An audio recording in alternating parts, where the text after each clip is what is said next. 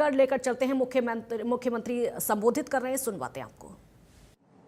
यहाँ पहुंचने पर अभिनंदन भी करता हूं, आप सबका स्वागत भी करता हूं। और आज मैं महर्षि कश्यप जी के चरणों में उनकी जयंती के अवसर पर कोटि कोटि शीश नवा करके मैं उनके चरणों में प्रणाम भी करता हूं, उनको नमन भी करता हूं। और साथ ही आप सबको महर्षि कश्यप जयंती की हार्दिक बधाई और शुभकामनाएं भी मैं देता हूं। साथियों, हम सब जानते हैं कि भारत देश ये ऋषि मुनियों का ये देश है। इस भारत की माटी में ये भारत के ऋषि मुनियों की आत्मा बसती है। साथियों, जिस समय संसार में सभ्यता का कोई नामो निशान नहीं था, साथियों उस समय हमारे ऋषि मुनि वैज्ञानिक चिंतन कर रहे थे। हम सब जानते हैं साथियों, वे जल, वायु, अग्नि, पृथ्वी और आकाश, अग्नि, पृथ्वी और आकाश, ये पंच तत्वों का रहस्य जान रहे थे। हम सब जानते हैं भारत की इस अखंड ज्ञान परंपरा की आधारशिला साथियों हमारे महर्षियों ने, हमारे संतों ने ये रखी है।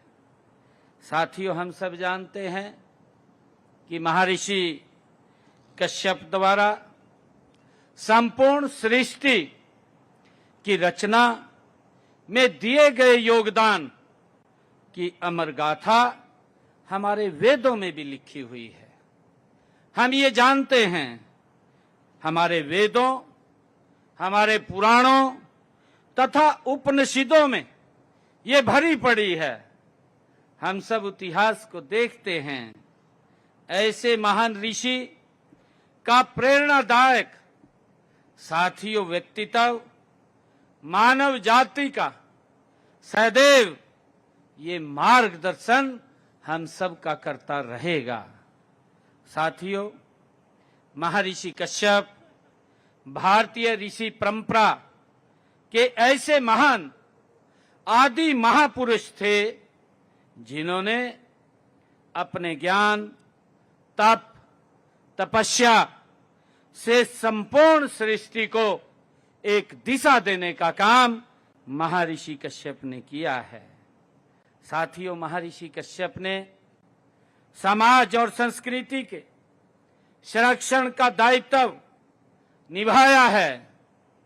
साथियों, बृहदारण्यक उपनिषद में उन्हें गुरु परंपरा का प्रथम ऋषि कहा गया है। साथियों, ऋग्वेद के नवम मंडल में उनके द्वारा रचित सोम पवमान स्तोत्र आज भी वैदिक परंपरा की महान धरोहर साथियों माने जाते हैं। मुझे खुशी है कि सप्त ऋषि मंडल में उनका स्थान यह दर्शाता है कि भारतीय संस्कृति में उनका योगदान शाश्वत अमर रहेगा। ये साथियों भारतीय संस्कृति में हमें दर्शाता है। साथियों, आसमान से वे आज भी हम पर कृपा दृष्टि बनाए हुए हैं और हर रात आशीर्वाद हम सबको देते रहते हैं। साथियों, महर्षि कश्यप विज्ञान, चिकित्सा, वास्तु, संगीत और ज्योतिषी के भी महान आचार्य थे। साथियों, कश्यप संहिता को विश्व के प्राचीनतम बाल चिकित्सा ग्रंथों में माना जाता है। साथियों, जिनका अध्ययन आज भी आयुर्वेद में किया गया है। साथियों, कश्यप शिल्प शास्त्र में मंदिर निर्माण और भूमि परीक्षण की वैज्ञानिक विधियों का उल्लेख भी मिलता है।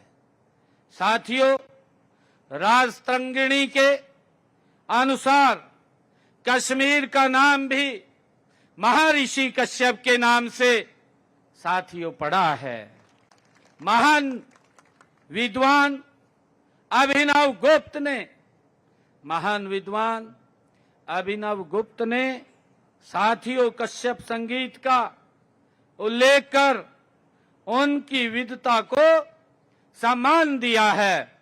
वहीं कश्यप होरा वैदिक ज्योतिषी की प्राचीनतम और प्रतिष्ठित पद्धतियों में गिनी जाती है। साथियों, बौद्ध ग्रंथों में कश्यप के रूप में उनका उल्लेख इस बात का प्रमाण है कि उनका व्यक्तित्व संपूर्ण मानवता के लिए प्रेरणा का साथियों एक स्रोत था। साथियों, कश्यप समाज का इतिहास प्राचीन काल से ही गौरवशाली इतिहास रहा है, गौरवपूर्ण इतिहास रहा है। साथियों, इस समाज ने रामायण काल में निषाद जैसे बलशाली राजा दिए हैं। कौन नहीं जानता। साथियों, राजा निषाद ने ही वनवास के समय प्रभु श्री रामचंद्र जी को अपने यहाँ आश्रय दिया था। साथियों, इसको हर व्यक्ति जानता है। साथियों, भक्त प्रहलाद भी इस समाज की ही देन है। साथियों, दशमेश पिता श्री गुरु गोविंद सिंह जी के पंच प्यारों में भाई हिम्मत सिंह कश्यप, वो भी इसी समाज की साथियों देन है। साथियों, भाई हिम्मत सिंह के भतीजे श्री मोती राम जी ने भी धर्म के लिए अपना जीवन बलिदान कर दिया। साथियों, उन्होंने मुगल सेनापति द्वारा बंदी बनाए गए गुरु गोविंद सिंह जी के परिवार के 3 दिनों तक छुप छुप कर मोतीराम मेहरा जी ने उनको वो भूखे न रहे छुप छुप कर दूध पिलाने का काम वो साथियों मोतीराम मेहरा जी ने किया है। और साथियों, जब मुगल सेनापति वजीर खान को इस बारे में सूचना मिली, जब उसको इस बारे में पता चला, तो उसने श्री मोतीराम मेहरा जी के उनके परिवार सहित मोतीराम मेहरा जी के परिवार सहित उनको तेल के कोलू में साथियों पिसवाने का काम वो मुगल के सेनापति वजीर खान ने किया। साथियों, उन्होंने इस परिवार ने इतना बड़ा बलिदान साथियों एक धर्म की रक्षा के लिए वो मोतीराम जी ने दिया है। साथियों, कौन नहीं जानता, आजादी के आंदोलन में भी इस समाज की बड़ी सराहनीय साथियों भूमिका रही है। महर्षि कश्यप का वंशज यह समाज बहादुर और कमेरे वर्ग का साथियों समाज माना जाता है। साथियों, इस समाज के लोग साहसी, वीर, परिश्रमी, स्वाभिमानी हैं। आप लोगों में अपार क्षमताएं हैं। साथियों, मेरे मन में कश्यप समाज के प्रति आदर की भावना है। मैं आपको बताना चाहूंगा कि आपको भी बहुत आगे साथियों बढ़ना है, ऐसी भगवान कश्यप जी से हमारी कामना है। अपनी क्षमताओं का पूरा उपयोग करके आप न केवल अपनी कौम का भला कर सकते हैं, बल्कि समाज के विकास में अपनी रचनात्मक भूमिका भी आप निभा सकते हैं। साथियों, अभी राम कुमार कश्यप जी कह रहे थे, क्योंकि ये आज का कार्यक्रम ये कैथल के अंदर ये आयोजित था, और अभी कहा भी गया है कि बड़ी संख्या में वहां पर हमारे समाज के लोग उपस्थित होने थे, परंतु जिस प्रकार का कोरोना काल में वैश्विक संकट पूरे विश्व के सामने खड़ा हुआ था, अब भी वैसा ही संकट जो मिडिल ईस्ट की समस्या चल रही है, क्योंकि इंपोर्ट का भी एक्सपोर्ट का भी दोनों के दोनों साथियों व्यापार डिस्टर्ब हुए हैं, और जब वो डिस्टर्ब हुए हैं तो उससे हमारे सामने समस्या खड़ी हुई है। जब हमारे सामने समस्या खड़ी हुई है, देश के यशस्वी प्रधानमंत्री आदरणीय नरेंद्र मोदी जी ने कोरोना काल में भी साथियों देश के लोगों को अपील किया था, और उन्होंने कहा था कि हमारे पास ना वैक्सीन है, ना कोई दवाई है, परंतु आदरणीय प्रधानमंत्री जी ने, नरेंद्र मोदी जी ने जिस प्रकार से देश को एक दिशा दे करके उस कष्ट से देश को बाहर निकालने का काम किया है, वो सराहनीय है। साथियों, विश्व के जो प्रगतिशील देश थे वो इस बात की चर्चा कर रहे थे कि अगर ये बीमारी ये कहीं भारत के गांव में चली गई तो भारत का क्या होगा। परंतु साथियों, देश के अंदर नरेंद्र मोदी जी जैसा नेतृत्व था, भारत एकदम उस कष्ट को सहन करते हुए साथियों उससे पार निकला है। ये हमारे लिए बहुत ही खुशी की बात है। साथियों, इसी प्रकार का कष्ट ये अब मिडिल ईस्ट के अंदर जो समस्या आ रही है वो हमारे सामने फिर आकर के खड़ा हुआ है, क्योंकि तेल भी रुका है, सारा कई चीजों से हम बाहर ही निर्भर हैं। जैसे खाद्य में भी हम बाहर से निर्भर हैं, बाहर से मंगवाते हैं, और भी कई चीजें ऐसी हैं जो हमें बाहर से मंगवाते हैं।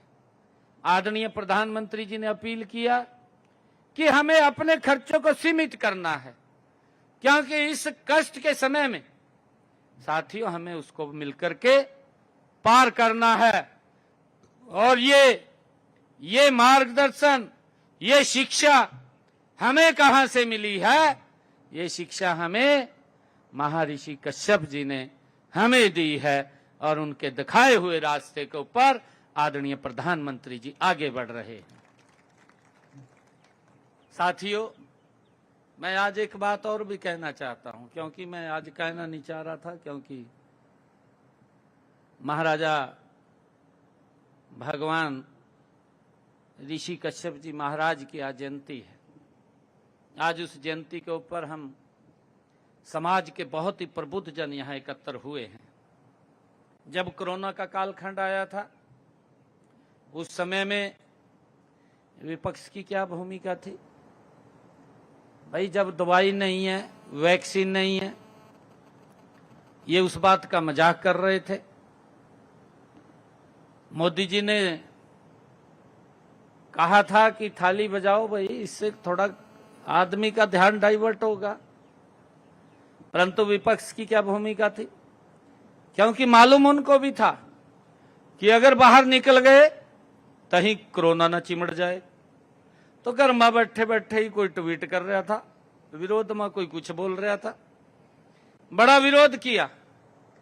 अब जब ये समस्या आई, अब भी कहा, अब फिर सड़कों के ऊपर विपक्ष दिखाई दे रहा। भाई, 55 साल रहे आप लोग, आपके समय में डीजल पेट्रोल के क्या भाव थे? आपके समय में गैस की क्या स्थिति थी? उसके भाव क्या थे? कांग्रेस शायद इस बात को भूल गई है, इंडी गठबंधन भूल गया है। अरे गरीब व्यक्ति को तो गैस का सिलेंडर आपकी सरकार में मिलता नहीं था। आम जो गरीब, जिस देश का आम व्यक्ति था, जो शहर में रहता था, उसको भी गैस का सिलेंडर 3-3, 4-4 दिन भयानक सर्दी, गर्मी, बरसात के अंदर लाइन में लग करके लेना पड़ता था। ये शायद भूल गए हैं उस बात को। अब मैं देख रहा था कल, गधे के ऊपर गैस का सिलेंडर दर का घूम रहे। भाई ऐसा तो ना करो, गधे के ऊपर क्या उधर रखा है? गधे पे नहीं डरना चाहिए। वैसे तो इन्होंने ठीक रखा गधे के ऊपर सिलेंडर, इसमें कहने की तो कोई जरूरत नहीं है। गधे के ऊपर ठीक सिलेंडर रखा है, क्योंकि इन्होंने क्या हालात किए थे, क्या हालात अपने समय में किए थे, ये भूल गए हैं। और आज किस प्रकार से आदरणीय मोदी जी के नेतृत्व में देश की जनता आदरणीय मोदी जी को, मोदी जी की नीतियों को आज प्रेम कर रही है और उनका सम्मान कर रही है। जब देश की जनता सम्मान कर रही है, प्रेम कर रही है, तो इनको पीड़ा हो रही है। तो मोदी जी को कभी कुछ बोलते हैं, कभी कुछ बोलते हैं। हर 6 महीने में कोई ना कोई इस प्रकार की गाली देने का काम ये कांग्रेस के लोग कर रहे हैं। साथियों, क्योंकि ये अब मानसिक संतुलन से इनका खराब हो गया है, मुझे ऐसा लगता है, क्योंकि इनका मानसिक संतुलन गड़बड़ा गया है। जब ये सत्ता में थे तब तो गरीब व्यक्ति की याद नहीं आई। हमारे राम कुमार कश्यप जी कह रहे थे, तब तो ओबीसी को इन्होंने वोट बैंक के रूप में इस्तेमाल किया। उनके अधिकार की बात आती थी तो उनको सबसे पीछे कर देते थे। साथियों, आदरणीय प्रधानमंत्री जी ने आह्वान किया, अपील किया कि हमने खर्चे को कम करना है। साथियों, उसी का तो परिणाम है ये कश्यप समाज इस देश की मजबूती के लिए बड़े कार्यक्रम को छोड़ करके छोटे कार्यक्रम में आकर के बैठ गया है। ये राष्ट्र की मजबूती का ही, साथियों, उसकी एक कदम ये कश्यप समाज आगे बढ़ा रहा है। आदरणीय प्रधानमंत्री जी के उस आह्वान को आपने स्वीकार किया है, और स्वीकार किया है तो उसी का ही ये परिणाम है। परंतु ये फिर रहे हैं बिजा सड़का पा लाले पुआ का घेर दिए बिजा चौड़े हो रहे थे। कहा जी इसमें तो कहा हम जीतेंगे, कहा स्थानीय निकाय वाले दूरबीन लगा देख रहे हैं बिजा भी कहाँ सीट हमारी। और मैंने कहा भी है, मैं कहा भी तो ये बानगी दिखी है, 2029 में पता चला तब नो होगा। रिजर्व सीट ढूंढ रहे हैं, रिजर्व सीट। रिजर्व सीट कैसी? अमेठी छोड़ दी, वायनाड चला गया, वहां रिजर्व सीट अभी यहां जीत जाएंगे हम। परंतु आने वाले समय के अंदर वो भी स्थान नहीं मिलने वाला है जो इनकी नीतियां हैं। साथियों, मैं आप लोगों को कहना चाह रहा हूं, देखिए अभी इन्होंने जब पीछे इलेक्शन थे बहुत सारे वायदे इन्होंने किए थे, घोषणाएं की थी, घोषणा पत्र जारी किया था, कांग्रेस ने भी किया था। हमारे यहां से एक कहावत है, कहा गिरगट नु देख का गिरगट रंग बदल जा, कहा ना इब कांग्रेस नु देख का आम आदमी रंग बदल गया। बदल गया नहीं बदलिया है? इब वो तो दिल्ली में तो खड़े होकर मंच पर ये कह रहा, कहा या कांग्रेस पार्टी इतनी भ्रष्टाचारी पार्टी या मैं अपने बच्चों की कसम खाता हूं कहा मैं कभी समझौता नहीं इससे करूंगा। ये थम तो जाना भाई, कुरुक्षेत्र में का समझौता कर लिया, मन्नी लाल ने पुआ दिया, मेरे खिलाफ खड़ा कर दिया। कराया नहीं कराया, दोनों ने समझौता करके कांग्रेस और आम आदमी ने मेरे खिलाफ प्रत्याशी तार दिया। ये तो आप लोगों का आशीर्वाद था, गमाई दिए दर का।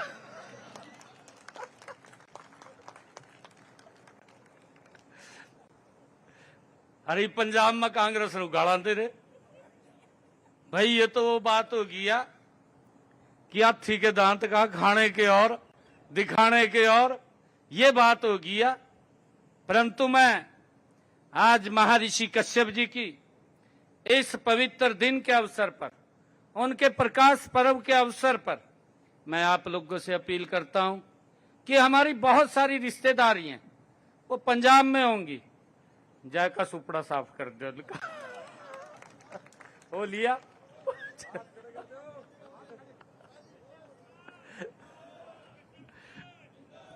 क्योंकि झूठे वादे करे इन्होंने, झूठी बातें बोली हैं। साथियों, मैं बताना चाहूंगा वोट के लिए क्या क्या कहा है। वोट के लिए कांग्रेस ने भी और वोट के लिए इन्होंने भी, आम आदमी ने भी कहा कि हम महिलाओं को, इन्होंने यहां कहा कि हम 1000 रुपया देंगे, हिमाचल में बोला कि हम 1500 रुपए देंगे। 6 महीने रह गए इलेक्शन के, 6 महीने रह गए, ना तो महिलाओं को 1 पैसा गया पंजाब में, ना हिमाचल में गया।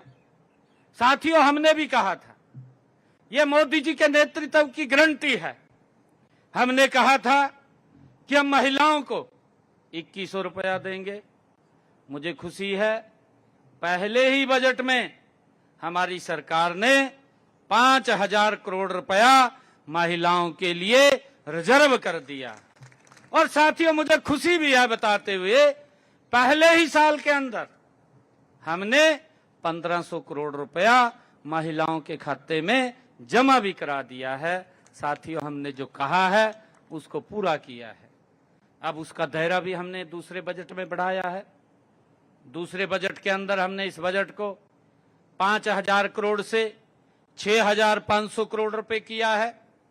और अब जिन परिवारों की इनकम 1,80,000 रुपए है, उन बहनों को भी इसमें शामिल किया जाएगा, इसी वर्ष में किया जाएगा। उनको भी 2100 रुपए देने का काम हमारी सरकार करेगी। साथियों, हमने जो बोला है उसको पूरा कर रहे हैं।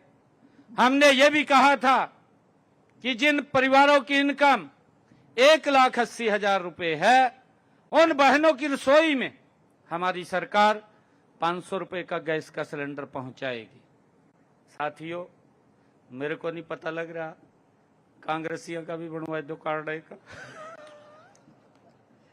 भाई अगर उन लोग दिक्कत, हम 500 का भेज रहे हैं और नहीं दिख रहा उन लोग, उनका कार्ड बनवा दो। है बोलना पड़ेगा भी, तो कार्ड बनवाओ भैया। है बन रहे हो तो हमने देखे हैं, नहीं तो पहली बनवा ले। मुझे खुशी है बताते हुए, हरियाणा सरकार आप सबके आशीर्वाद से जो चल रही है, आज बहनों की रसोई में 500 रुपए का गैस का सिलेंडर उनकी पहुंचा रही है। 248 करोड़ रुपया सब्सिडी का, जो ऊपर का पैसा है 500 रुपए से ऊपर का, उनके खाते में जमा कराने का काम ये हमारी सरकार ने किया है। साथियों, हमने चाहे डायलिसिस की बात हो, डायलिसिस के अंदर भी, क्योंकि एक डायलिसिस के ऊपर जो किडनी का पेशेंट था उसका 25 से 30 हजार रुपया खर्चा आता था। परंतु हमने ये निर्णय किया कि हरियाणा के साथियों सभी सरकारी hospital, medical college, medical university में डायलिसिस फ्री होगा। अब हमने इसको और आगे बढ़ा दिया है कि हमारे जो ये सब डिविजनल लेवल के ऊपर हॉस्पिटल हैं, उसके अंदर भी अब ये सुविधा मिलनी शुरू हो जाएगी। उसके ऊपर भी हम गति से काम कर रहे हैं। एक बड़ा लाभ साथियों मिला है मैंने ये मंच के ऊपर से कहा था, ये हरियाणा प्रदेश के अंदर जब मैं आप सबके बीच में जाकर के वोट मांग रहा था, मैंने तब कहा था, मुझे खुशी है मैंने जब शपथ लेने के बाद फाइल के ऊपर जो पहला साइन किया, इसी फाइल के ऊपर साइन हुआ। आज हरियाणा प्रदेश के अंदर डायलिसिस का कोई पैसा नहीं लगता। साथियों, मुफ्त में उसका डायलिसिस करने का काम हमारी सरकार कर रही है। साथियों, मैं बताना चाहूंगा कि हमने मंच से ही कहा था कि हमारी सरकार आएगी, हरियाणा के किसान की 24 की 24 फसलें एमएसपी पर खरीदने का काम करेगी। मैंने तो पंजाब के अंदर भी बोलिया, मैं कहा भाई तय भी यहां से घोषणा कर दे, पर घोषणा कहां करा, घोषणा तो कर नहीं सकते। एक घोषणा जरूर करी, पता नहीं लगा मेरे को तो पंजाब के अंदर बाढ़ आएगी थी पिछले दिनों, बाढ़ आई, किसान की फसल खराब होगी। पंजाब के मुख्यमंत्री पंजाब के बीच में लोगों के बीच में जाकर के बोल रहे, कहा हमने जो किसान की फसल का खराबा हुआ 20,000 रुपये एकड़ दिया। केजरीवाल गुजरात में जाकर बोल रहा, हमारे मुख्यमंत्री ने पंजाब में अगर किसान की कहा वहां फसल खराब हुई तो 50,000 रुपये देने का काम कराया। मैंने कहा मैं भाई दोनों सलाह करके बताओ भी किसकी बात सच्चा, केजरीवाल की सच्चा या मान साहब की सच है? और बताएं, यहां हमारा किसान ठगया गया, पंजाब का किसान देख रहा है, ये क्या करेंगे क्या नहीं। ये खाली गल्ला ही बना रहे हैं, चुटकुले ही बना रहे हैं। साथियों, इन लोगों से हमने पंजाब को भी बचाना है। मेरा आग्रह है आप लोगों से कि ये सरकार मोदी जी के नेतृत्व में मजबूती से साथियों काम कर रही है। और मुझे खुशी है बताते हुए कि जब ये चुनाव चल रहा था तो मेरे लगभग, मैंने उससे पहले एक घोषणा की थी कि 50,000 युवाओं को मैं नौकरी देने का काम करूंगा। साथियों, हमने 17,000 युवाओं को ज्वाइनिंग लेटर दिया और उसके बाद साथियों मैं बताना चाहूंगा आचार संहिता लग गई। 25,000 बच्चों के रिजल्ट तैयार थे। मेरे पास हरियाणा प्रदेश से लगभग 2,000 युवा रात के समय आया, यहाँ पे रात के समय आया और कहने लगे मेरे को मिलने के लिए। जब आए कहा मुख्यमंत्री जी, मैं कहा हाँ जी। कहा जी हम आपसे एक बात कहना चाहते हैं। मैं कहो जी क्या कहेंगे। मेरे को कहने लगे, कहा जी हवा चल रही है भी कांग्रेस की सरकार आएगी, आप कहा ये रिजल्ट निकाल दो, नहीं तो कहा हमें नौकरी नहीं मिलेगी। कितनी बड़ी बात बोली, कितना उनके मन में पीड़ा थी, कितना दर्द था। कहा जी आप रिजल्ट निकाल दो, नहीं तो ये नौकरी नहीं लगेगी, हमें पता नहीं कौन लगेगा, कैसे लगेंगे। और वो चर्चा भी कर रहे थे इलेक्शन के अंदर, आप लोगों को पता। एक ने तो यही कह दिया, कहा जी मैं सबसे पहला अपना घर भरूंगा, कहा फिर कहा रिश्तेदार का भरूंगा, जिनने वोट दिया मैं देखते रहो। एक ने कह दिया, कहा जी मेरे जितनी सेमावागी मैं उतनी दूंगा। कहा आपके सामने कहा ना, आपके पड़ोस में कहा होगा इंद्री तो पढ़ ले पस्सा है, कहा इंद्री ते पढ़ ले पासा, कहा ना। कहा भाई मेरे हिस्से में जितनी आवेगी उतनी दूंगा। कहा एक वोट की नहीं, एक नौकरी की 50 वोट है, कहा 50 वोट पाई दो, एक नौकरी ले लो। कहा मेरे हिस्से में इतनी आवेगी। कहा हमने कहा भाई हिस्से बंट गए ने तो। और यही उनको पीड़ा थी। और वो मेरे पास युवा आए, कहने लगे कि मुख्यमंत्री जी आप रिजल्ट निकाल दो। मैंने कहा मैं तो नहीं भाई रिजल्ट निकाल सकता, एक काम करो, मैं कांग्रेसियों के घर क्या गदर न दे दो। मैंने लगा मैं वहां दर न दे दो। मैं वो चीफ इलेक्शन कमीशन पर पेश हुए हैं। मैं हरियाणा के कांग्रेस के नेता चीफ इलेक्शन कमीशन पे गए हैं।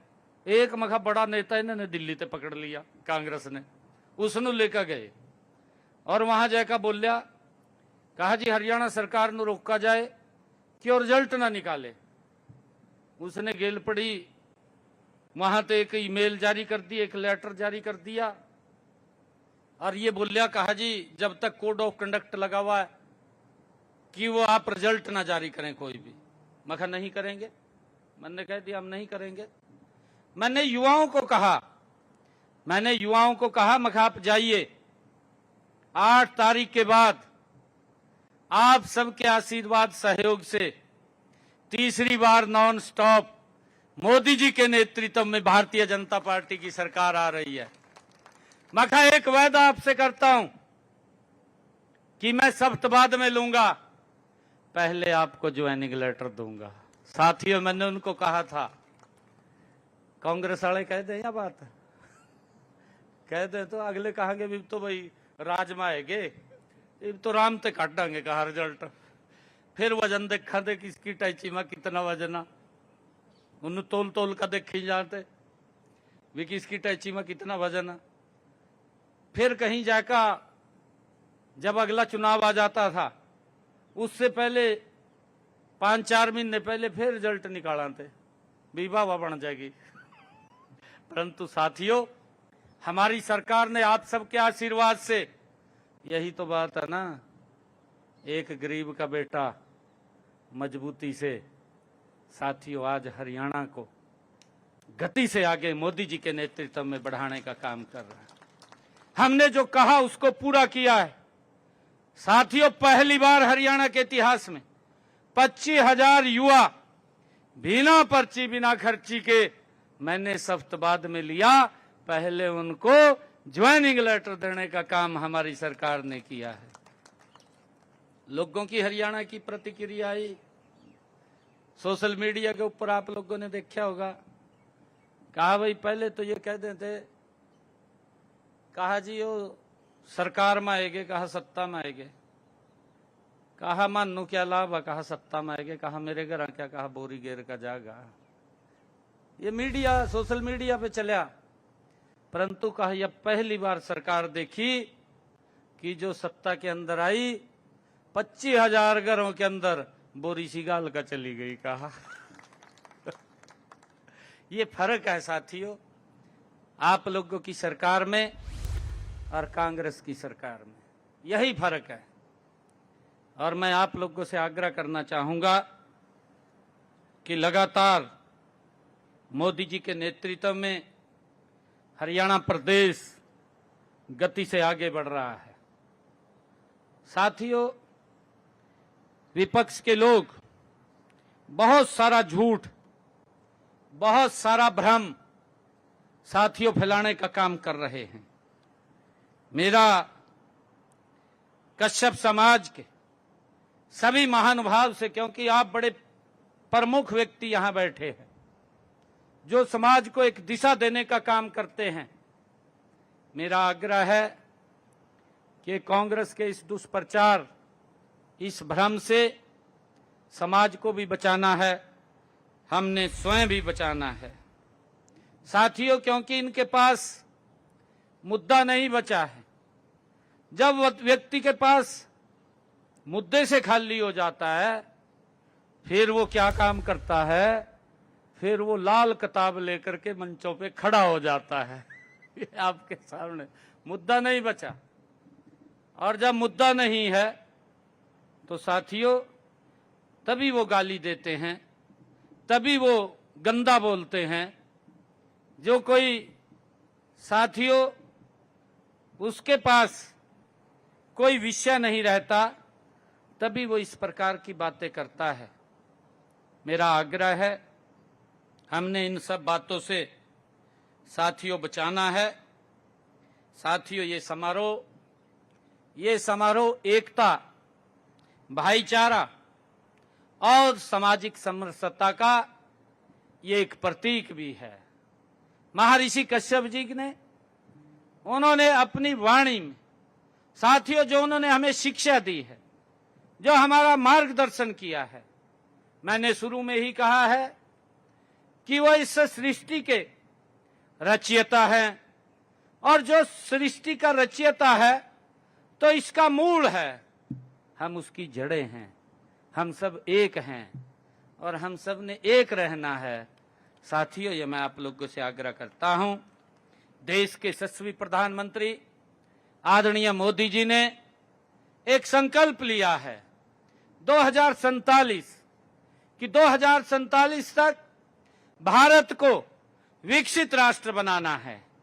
और साथियों, उस विकसित राष्ट्र में आज आवश्यकता है आप सबके आशीर्वाद की, आप सबके सहयोग की।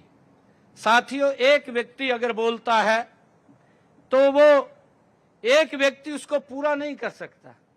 अगर पूरा होता है, देश के 140 करोड़ लोग जब वो एक कदम आगे बढ़ेंगे तो ये भारत साथियों 2 कदम आगे बढ़ेगा।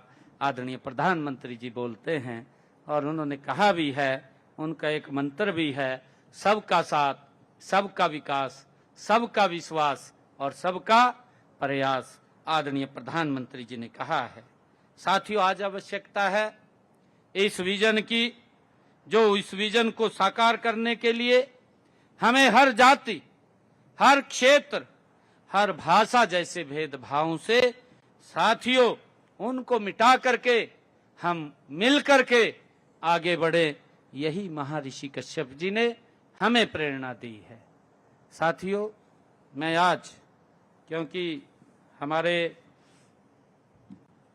कश्यप जी ने और प्रधान जी ने मांग पत्र रखा है, उस मांग पत्र के अंदर मैं कहना चाहूँगा कि कैथल में महर्षि कश्यप धर्मशाला के निर्माण हेतु भूमि की बात कही गई है। मैं समाज से कहना चाहूँगा कि आप वहाँ अप्लाई करें, जो भी नियम प्रक्रियाएं हैं उसके तहत एक प्लॉट वहाँ आवंटित किया जाएगा। साथियों, मैं इसके लिए आज कहता हूँ। आपने एक और कहा है कि इंद्री में नहरी रेस्ट हाउस के सामने PWD रोड पर महर्षि कश्यप चौक का निर्माण कराया जाए। साथियों, वहां पर महर्षि कश्यप का प्रतिमा, भव्य प्रतिमा भी लगेगी, उस चौक का निर्माण किया जाएगा, इसकी मैं घोषणा करता हूं। और मैं कश्यप समाज की, जो आपने धर्मशाला के लिए अनुदान की बात कही है, इसके लिए मैं अपने डिस्क्रिप्शनरी खाते से 31 लाख रुपया मैं देता हूं। और आपने एक और इसमें बात कही है कि महर्षि कश्यप चेयर की स्थापना के बारे में आपने बात कही है, क्योंकि शायद ये पीछे बात हुई थी, घोषणा हो गई थी, वो स्थापित हो जाएगी। मैंने आपको पीछे भी कहा था और ये अब पूरी हो जाएगी। आप सबको मैं आज इस पवित्र दिन के अवसर पर पुनः बहुत बहुत बधाई। महर्षि कश्यप जी की जयंती के, उनके प्रकाश पर्व के अवसर पर आप सबको बहुत बहुत बधाई देता हूं, शुभकामनाएं देता हूं। और साथियों, हमें संकल्प लेना चाहिए, हमें ये संकल्प लेना चाहिए कि हम बच्चों को, जो महर्षि कश्यप जी ने हमें एक प्रेरणा दी है, एक मार्ग दिखाया है, हमें जो उन्होंने शिक्षा दी है, उनके जीवन से हमें जो प्रेरणा मिलती है। साथियों, मैं ये कहना चाहूँगा, एक तो मेरा स्पेशल आग्रह पूरे समाज से है कि बच्चों को हम ध्यान रखें, नशे से बचाने का काम करें। किसी भी साथियों ऐसे व्यक्ति को, बैड एलिमेंट को यह अधिकार नहीं है कि वह हमारे बच्चों में नशा फैला करके हमारी पीढ़ी को वो खराब करने का काम करे। ये हमारा बच्चा ही, साथियों हमारे बच्चे ही इस राष्ट्र के उज्जवल भविष्य हैं। साथियों, इन्होंने ही इस देश को आगे बढ़ाना है। और मेरा आग्रह है, हम सब की ये बड़ी जिम्मेवारी है, इस जिम्मेवारी को हम संकल्प लेकर के ये निभाने का काम करें। गांव के अंदर या हमारे मोहल्ले के अंदर कोई भी व्यक्ति अगर नशा फैलाने का काम करता है तो साथियों उसकी गुप्त सूचना दे दें। बाकी आप कार्रवाई देखेंगे भी कार्रवाई क्या होगी, आपको कोई चिंता की जरूरत नहीं है। हमने अपनी पीढ़ी को बचाना है, इसके लिए मैं आपसे आग्रह करता हूं। और उसके लिए हमने विभिन्न प्रकार के योजनाएं भी चला रखी हैं। साथियों, चाहे पिछले दिनों साइक्लोथॉन हो, मैराथन की बात हो या साथियों राहगिरी की बात हो, हमने अलग अलग कार्यक्रमों के माध्यम से उन युवाओं के बीच में कार्यक्रम भी कर रहे हैं, जिनमें मैं स्वयं साथियों वहां शामिल होता हूं। और मेरा ये विशेष तौर से आग्रह है कि इस चीज से हम अवश्य बचाएं। और मैं आपको ये भी बात कहना चाहता हूं कि आदरणीय मोदी जी हैं जिसने बीसी समाज को सम्मान दिया है, बीसी आयोग बनाया है, उसको संवैधानिक शक्तियां दी हैं। साथियों, मुझे खुशी है आज हमारे ओबीसी समाज के बच्चे केंद्रीय स्कूल में एडमिशन ले रहे हैं। इस बीसी आयोग के कारण आज हमारे बीसी समाज के बच्चे नवोदय विद्यालय में एडमिशन ले रहे हैं। आज हमारे ओबीसी समाज के बच्चे केंद्रीय विद्यालय में एडमिशन ले रहे हैं। हमने कहा था जब आदरणीय प्रधानमंत्री जी ने इसको लागू किया था कि हमारे आने वाली पीढ़ियां अब बदलना शुरू हो जाएंगी। साथियों, अब वो भी जो मेहनत करते हैं, हमारे बच्चे, हमारे लोग जो मेहनत करते हैं, पहले उसका फल नहीं लगता था। अब मोदी जी के नेतृत्व में ये डबल इंजन की सरकार में साथियों उसका फल लगता है। किसी को अधिकार नहीं कि उस फल को और कोई तोड़ ले जाए। जो मेहनत करता है वही उसको खाता है। और साथियों, आज हमारे बच्चे जो एमबीबीएस की नीट की परीक्षा है उसमें भी 27% साथियों आ रहे हैं। आज यूनिवर्सिटी के अंदर भी हमारे प्रोफेसर्स लग रहे हैं। साथियों, ये इसका परिणाम है। आज प्रधानमंत्री मोदी जी ने ओबीसी समाज को मजबूत और सशक्त करने का काम ये किया है। साथियों, आप सबका मैं आज इस अवसर पर बहुत बहुत बधाई देता हूं। आप सबको एक बार फिर मैं महर्षि कश्यप जी की जयंती की आप सबको बहुत बहुत बधाई और शुभकामनाएं देता हूं। इन्हीं शब्दों के साथ जय हिंद, जय भारत, जय हरियाणा। महर्षि कश्यप की, महर्षि कश्यप की बहुत बहुत धन्यवाद। जय हिंद, जय भारत। होने के बाद आज व्यवहार बदल गया था। ये समझने ऐसा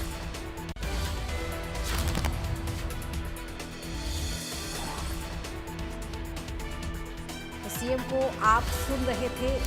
महर्षि कश्यप का योगदान वेदों में लिखा है। मुख्यमंत्री अपने संबोधन के दौरान ये बातें कही और कहा कि उनका जीवन हमें मार्गदर्शन देगा और हमेशा देता रहा है।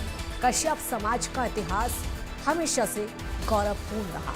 उनका जीवन हमें हमेशा मार्गदर्शन देता रहेगा। और ये तमाम बातें मुख्यमंत्री अपने संबोधन के दौरान कहते हुए अभी नजर आए। आप सीएम को सुन रहे थे और जयंती का, महर्षि कश्यप जयंती का यह समारोह जिसमें महर्षि कश्यप का योगदान वेदों में लिखा है, मुख्यमंत्री ने बातें अपने संबोधन के दौरान कही। और इसी दौरान उन्होंने कांग्रेस पर भी निशाना साधा, विपक्ष पर निशाना साधते हुए नजर आए। कांग्रेस के समय में गरीबों को सिलेंडर नहीं मिलता था ये कहा, और हमारी सरकार वादे पूरे कर रही है, कांग्रेस ने झूठे वादे किए थे। ये तमाम बातें मुख्यमंत्री की तरफ से कही गई। इन खबरों के साथ फिलहाल इतना ही। आप देखते रहिए इंडिया न्यूज हरियाणा। नमस्कार।